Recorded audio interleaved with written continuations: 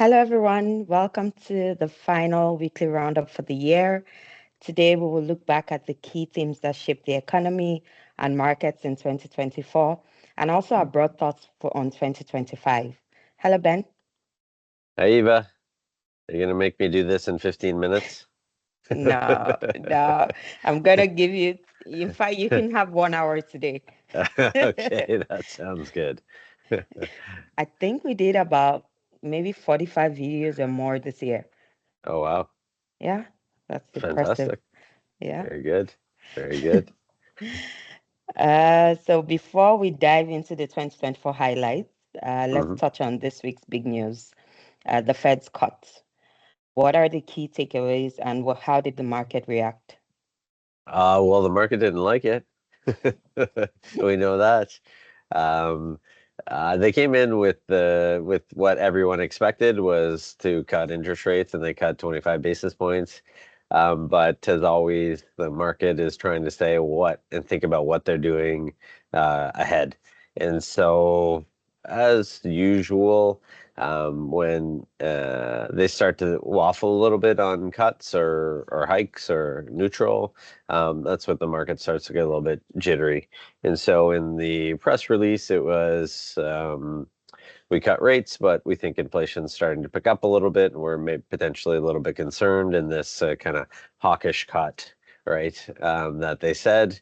And so the market, I guess, wasn't totally ready for that. The 10-year bond moved about 16 basis points, which is pretty material after that in the US. And so we saw the broad risk assets, we'll say, sell off pretty dramatically, with Dow closed down over 1,000 points, something like 1,100. All broad markets sold off, including TSX. But the one thing that did not sell off was the US dollar. And so the US dollar ripped into the face of this, of course, and I think we touched 144.5 or so versus CAD at some point during the day yesterday. Some of that's been reversed now today, but immediate reaction was a bit of a panic. Our economics team doesn't think it's a material adjustment to what's ahead.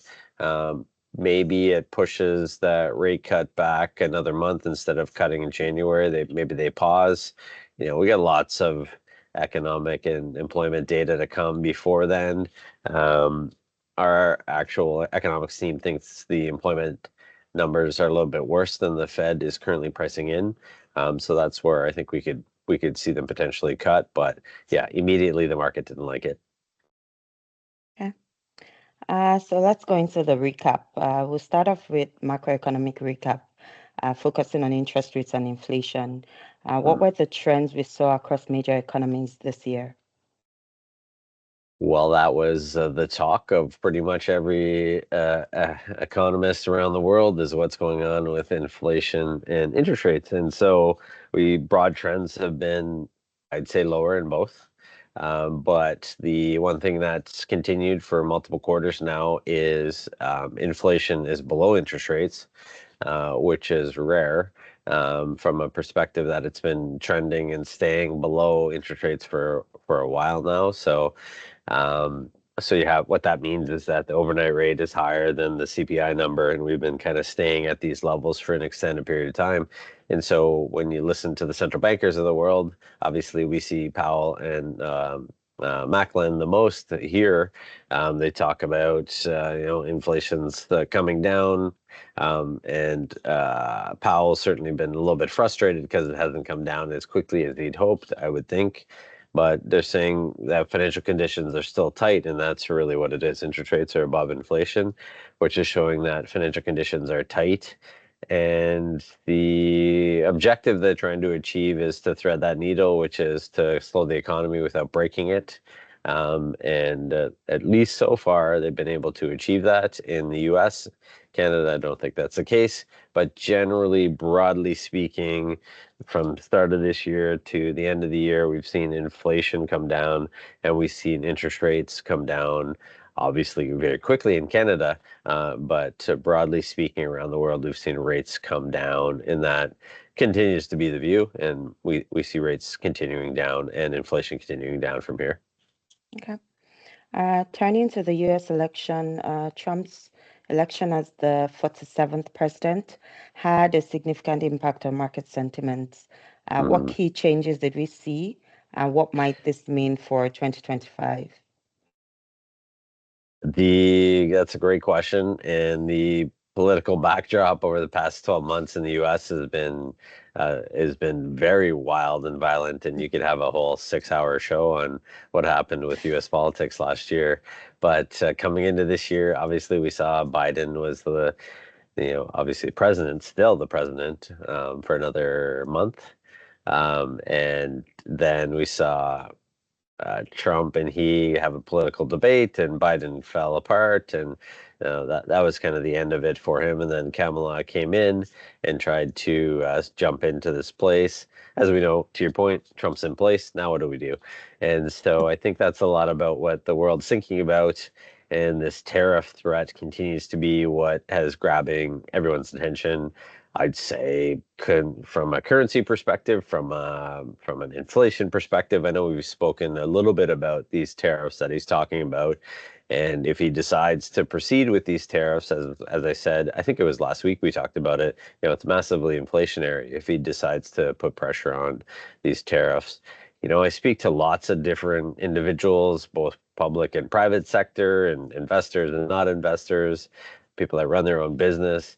And there's this overarching feel that he's going to proceed with what he's talking about. I'm still leaning towards the fact that he's going to err on the side of the economy.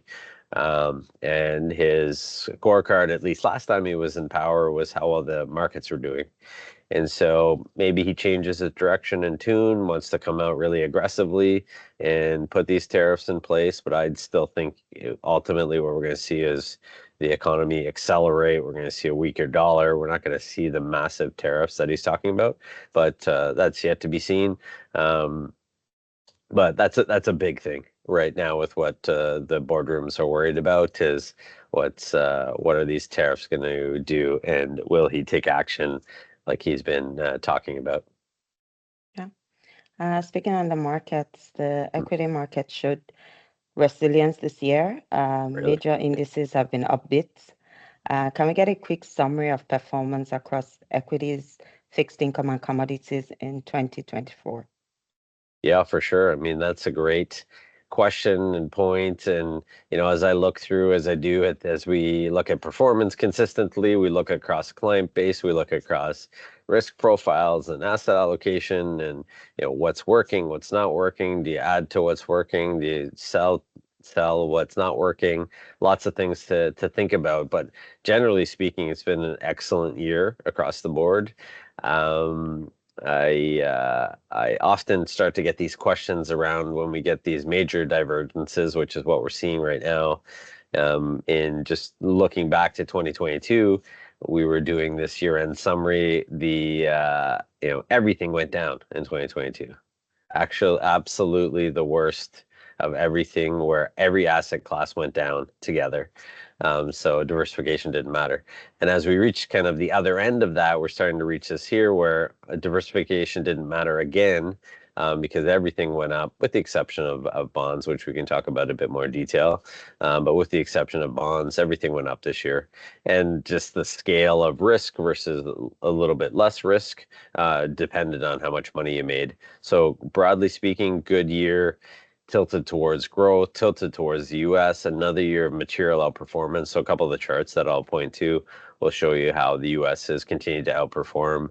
And as I start to read year-end reports from the investment banks and institutions that like to cover and do predictions, obviously lots of people hate them, but I'm always interested in seeing what the views are.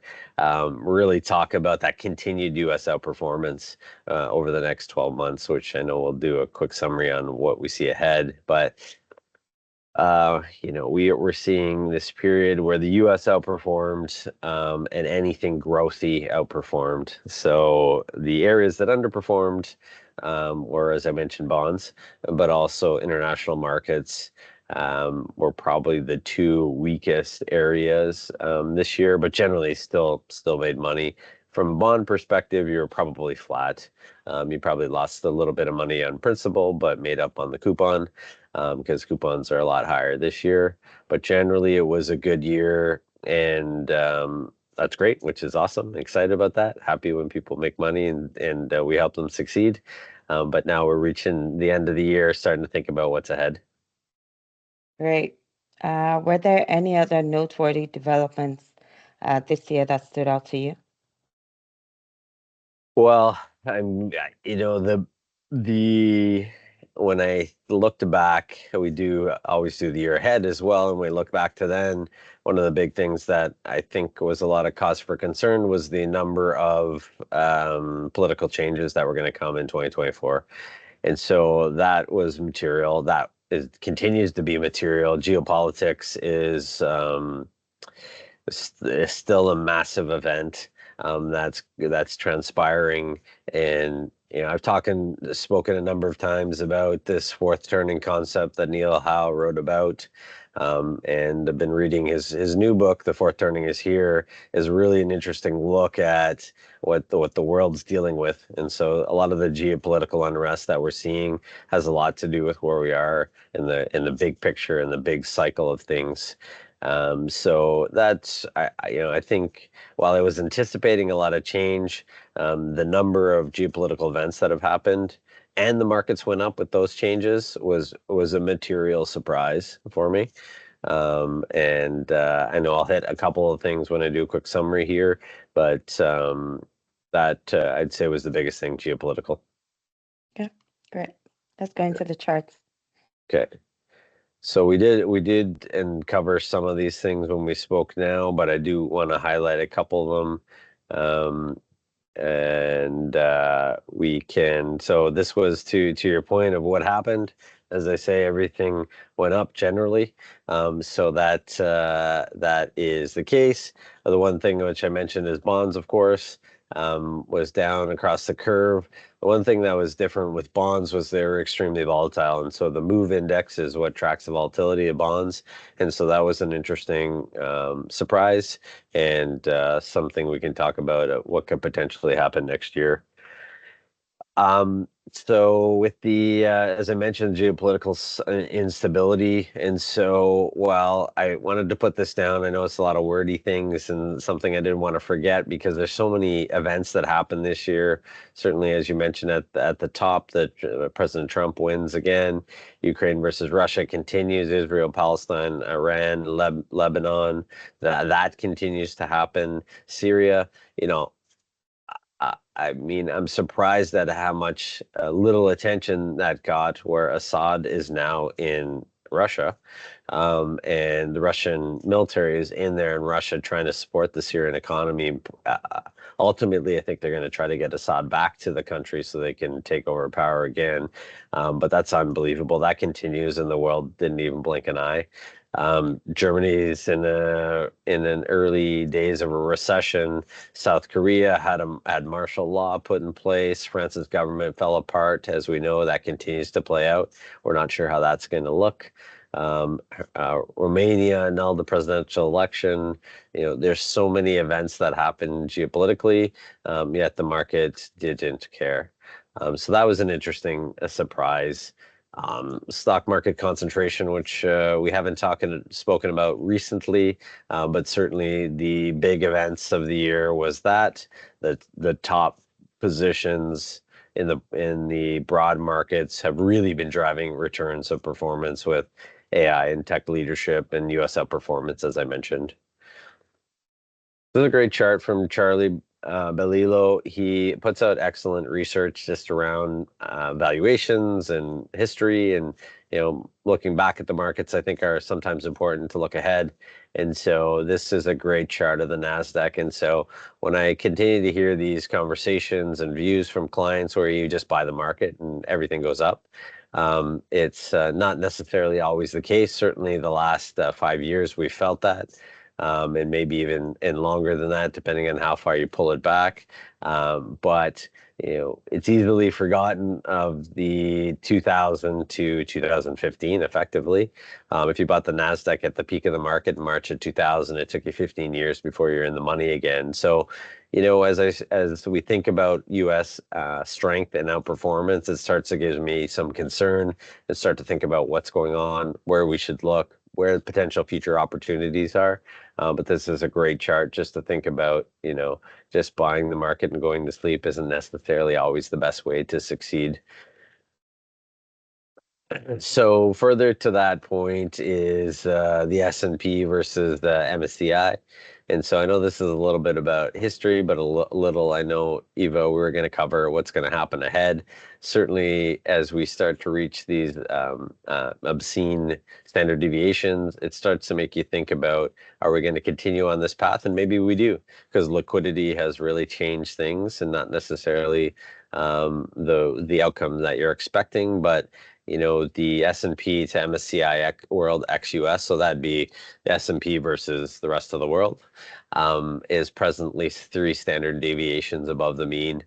And so typically you get two standard deviations, and then you get a bit of a reversal or a reversal to the mean kind of trade. So now we're 3 standard deviations above that mean, and so this certainly gives me thought for pause to think about what we have ahead of us and in front of us. And so this is a great chart. We'll do a couple more, and I know you give me a bit more time today than usual, so I took advantage of that with a couple of extra slides. And so this is a great one from our Chief Investment Office with National Bank. And I love these visual scorecards just around thinking, have they succeeded on getting to their goals, which I mentioned, which is threading the needle, which is not too hot, not too cold. So just when we look at that, we're not completely out of the woods here. Neutral Fed funds rate is not back in line. Steep yield curve, certainly not. We have a extremely flat yield curve. And we talked about this a little bit earlier this week, Eva, where the front end and the long end are, 10, 15 basis points apart. So super flat. Stable unemployment rate. That's one thing that so far has been positive, both in Canada and the US, but we're seeing an uptick in Canada now. Rebound in manufacturing activity is not picked up yet.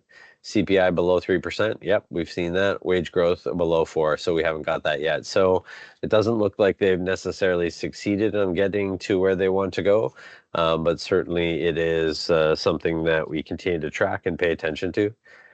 A couple more charts just on where we are, and I know we covered a lot of things at the top, but one of the things I wanted to point to is where we started the year, which was much higher overnight rates versus where we are today. Certainly in Canada, we're down to 3.25%. Excuse me.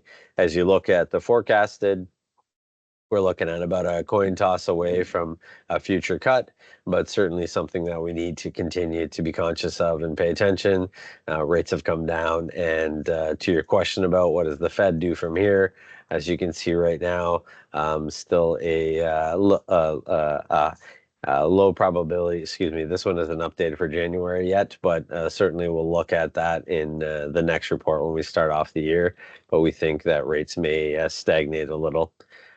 The last thing that I just want to comment on the path of the year, which is currencies.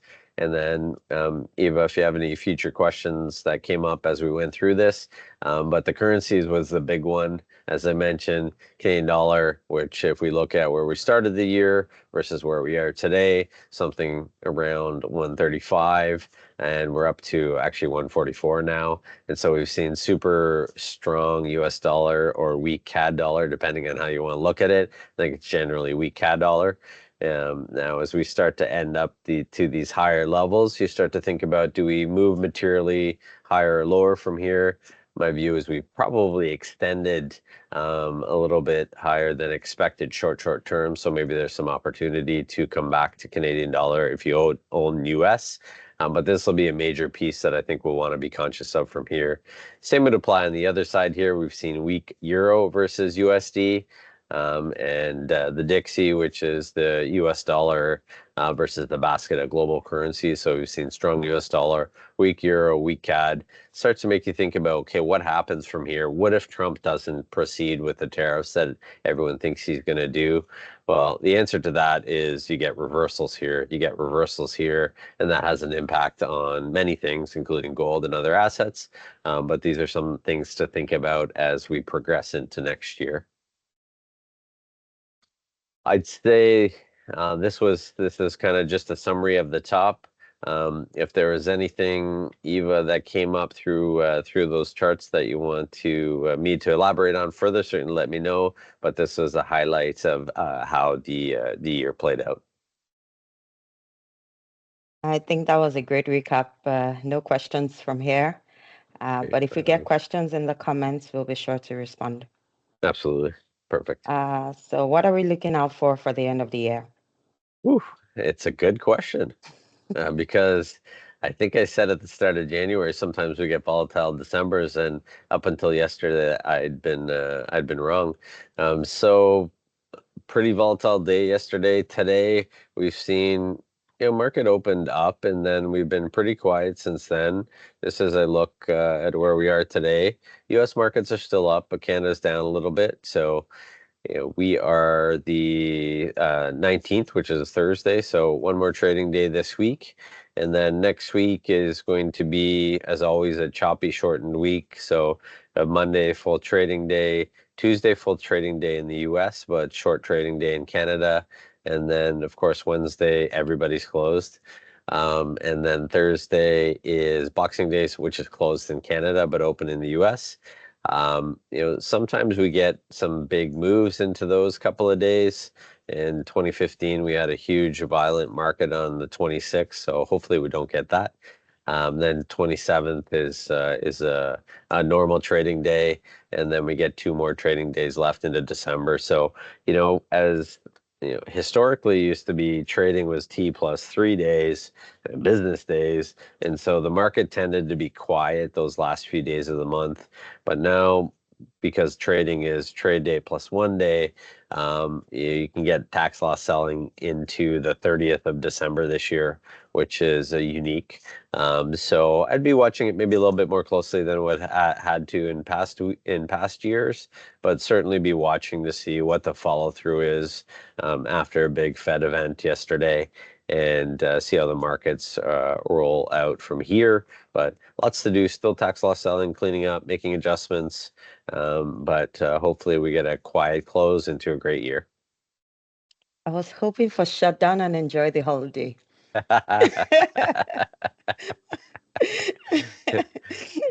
If Oh, only my great. brain could do that. That's a good one. For our clients, as always, please reach out to me if you have any questions or if you'd like to book a final meeting with Ben.